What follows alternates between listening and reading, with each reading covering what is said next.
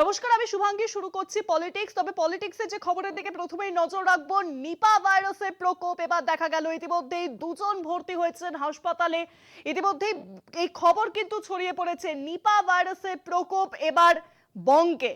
ইতিমধ্যেই দুজন নার্সকে ভর্তি করা হয়েছে হাসপাতালে। নিপা ভাইরাস, যে ভাইরাসে আবারও আক্রান্তের খবর কিন্তু সামনে আসছে, নিপা ভাইরাসে আবারও ছড়িয়ে পড়েছে বঙ্গে। ইতিমধ্যেই বেশ কিছু কেসেস সামনে আসছে, দুজনকে ইতিমধ্যেই হাসপাতালে ভর্তিও করা হয়েছে। নিপা ভাইরাসে আক্রান্ত দুজন।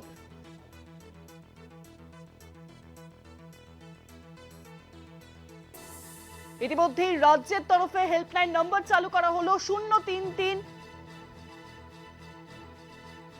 পুরো পরিস্থিতির উপর নজর রাখছেন মুখ্যমন্ত্রী মমতা বন্দ্যোপাধ্যায়।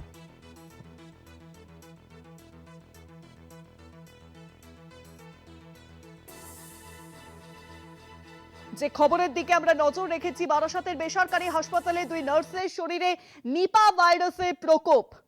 নিপা ভাইরাসের থাবা শহরে বারাসাতের এক বেসরকারি হাসপাতালে দুজন রোগী ভর্তি রয়েছেন, আক্রান্ত হয়ে ভর্তি রয়েছেন। Association of health service doctor স্বাস্থ্য ভবনকে চিঠি দিয়ে সচেতনতা বৃদ্ধি এবং জরুরি ভিত্তিতে ব্যবস্থা নেওয়ার আবেদন পর্যন্ত করা হয়েছে।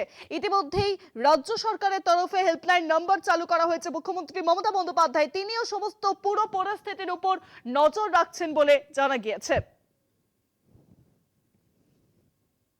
Helpline number 03323301880।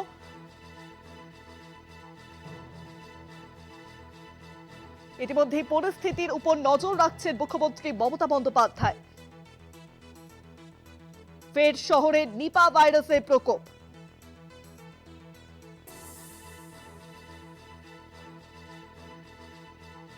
আতঙ্ক তৈরি করছে নিপা ভাইরাস আক্রান্ত দুজন, তাদের ইতিমধ্যেই হাসপাতালে ভর্তি করা হয়েছে। মারাত্মক রোগ এই নিপা ভাইরাস। এই রোগে কেউ আক্রান্ত হলেই জানাতে হয় কেন্দ্রীয় সরকারকে। সেই নিপা ভাইরাসে আক্রান্তের সন্দেহে হাসপাতালে ভর্তি রয়েছেন দুজন নার্স। বারাসাতের বেসরকারি হাসপাতালের ভেন্টিলেশনে রয়েছেন দুজন নার্স। অসুস্থ এক নার্সের বাড়ি নদিয়া, আরেকজনের বাড়ি কাটোয়াতে। কল্যাণী এমসে নমুনা পরীক্ষা করা হয়েছে। দুজনেই নিপা ভাইরাসে আক্রান্ত বলে সন্দেহ চিকিৎসকদের।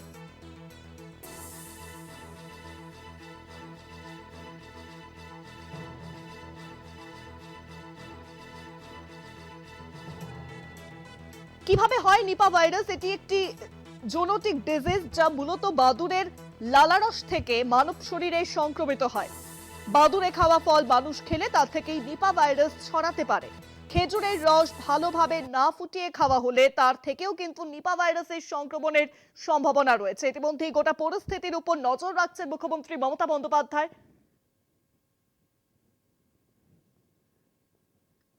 নিপা ভাইরাস ছড়িয়ে পড়েছে, দুজন আক্রান্ত। রাজ্যে নিপা ভাইরাসের আক্রান্তের খোঁজ নজর রাখছেন মুখ্যমন্ত্রী মমতা বন্দ্যোপাধ্যায়। চালু করা হয়েছে হেল্পলাইন নম্বর।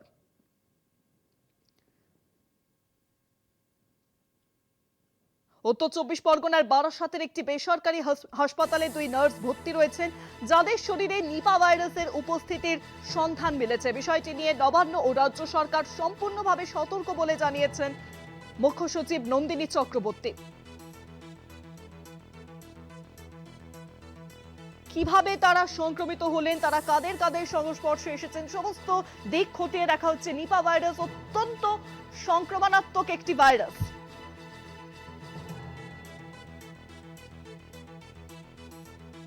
পরিস্থিতির উপর নজর রাখছেন মুখ্যমন্ত্রী মমতা বন্দ্যোপাধ্যায়। ইতিমধ্যেই চালু করা হয়েছে হেল্পলাইন নম্বর রাজ্য সরকারের তরফে। নিপা ভাইরাসে দুজন নার্স আক্রান্ত, তারা ইতিমধ্যেই ভর্তি রয়েছেন হাসপাতালে। ফোনলাইনের সঙ্গে রয়েছেন চিকিৎসক শিবব্রত বন্দ্যোপাধ্যায়। শিবব্রত বাবু, কলকাতা টিভিতে আপনাকে অনেক স্বাগত। দুজন নার্স আক্রান্ত নিপা ভাইরাসে, রাজ্য সরকারও পদক্ষেপ করেছে। ডাক্তারবাবু, কতটা ছোঁয়াচে এই রোগ, কতটা সিরিয়াস, আমাদের দর্শকদের যদি একটু জানান যে কিভাবে তারা প্রিকশনস নেবেন পুরো বিষয়টা সম্পর্কে। দেখো, এই রোগের মারণ ক্ষমতাটা তো অনেক বেশি। হ্যাঁ, আমরা যদি এমনি দেখি তাহলে প্রায় 45 to 75% মর্টালিটি আছে। যে মারণ ক্ষমতাটা কোভিড এর ক্ষেত্রে যদি আমরা তুলনা করি 1.8 to 2.2% ছিল। কিন্তু নিপা ভাইরাসের আক্রমণ সিক্রিশনের মাধ্যমে যায়, ঠিক আছে, দেহ নিঃসৃত তরল পদার্থের সংস্পর্শে আসলে তবে যায়।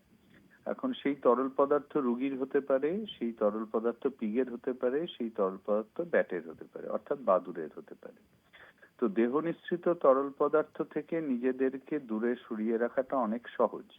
সেক্ষেত্রে আমরা যদি ভালো করে আমরা হ্যান্ড ওয়াশ করি, হ্যান্ড স্যানিটাইজেশন করি, চিকিৎসা ক্ষেত্রে পরবর্তীকালে নিশ্চয়ই সতর্কীকরণ হবে। প্রশাসন থেকে অলরেডি একটা সতর্কীকরণ জারি হয়েছে। তো সেগুলো যদি আমরা মেনে চলি তাহলে আমরা নিশ্চয়ই এটা থেকে আমরা ভালো থাকবো। কিন্তু যখন যে রোগ আসবে তার প্রতি আমাদের নজর রাখাটা কর্তব্য, এবং নাগরিক হিসাবে সেই দায়িত্ব আমাদেরকে কিন্তু পালন করতে হবে।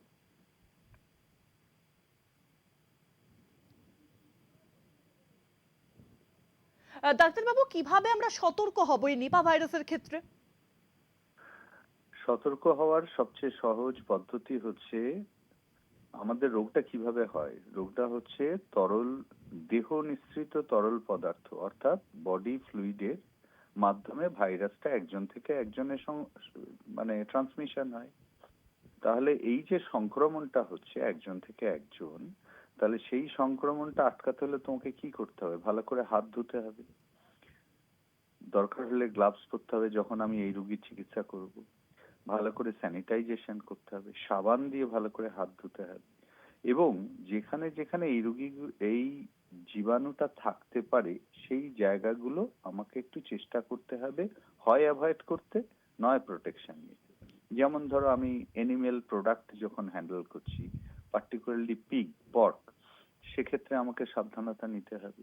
তারপরে ধরো আমার কোনো রুগী এখন যদি এলো, একটা এই মুহূর্তে না হলেও যদি বাড়ে কখনো, যার মধ্যে এই ধরনের সিমটম আছে, উপসর্গ আছে, সেক্ষেত্রে আমাদের সাবধানতা নিতে হবে। পার্টিকুলারলি একটা কথাই মনে রাখতে হবে, দেহ নিঃসৃত তরল পদার্থের সংস্পর্শে আসা চলবে না, তাহলে এটা সংক্রামিত হবে।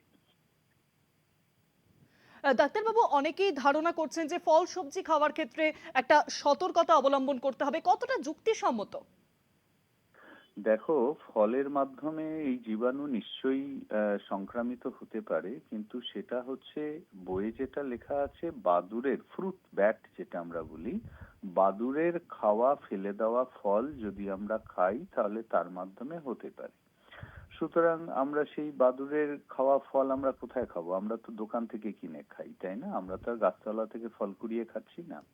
সুতরাং দোকান থেকে যে ফল আমি কিনছি, গাছ থেকে যেটা পারছে, তার মধ্যেও তো বাদুড়ের স্যালাইভা লেগে থাকার সম্ভাবনা থাকে। সুতরাং সেটা এসে ভালো করে একটু ঈষদুষ্ণ গরম জলের মধ্যে ডুবিয়ে ভালো করে পরিষ্কার করে তারপরে আমরা খাবো।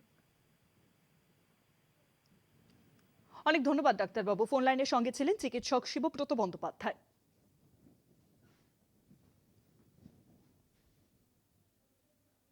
বারাসাতে বেসরকারি হাসপাতালে ইতিমধ্যেই নিপা ভাইরাসে আক্রান্ত হয়ে দুই নার্স তারা ভর্তি রয়েছেন। দুই নার্সের সংস্পর্শে আসা সকলেই রয়েছেন ইতিমধ্যেই ভেন্টিলেশনে।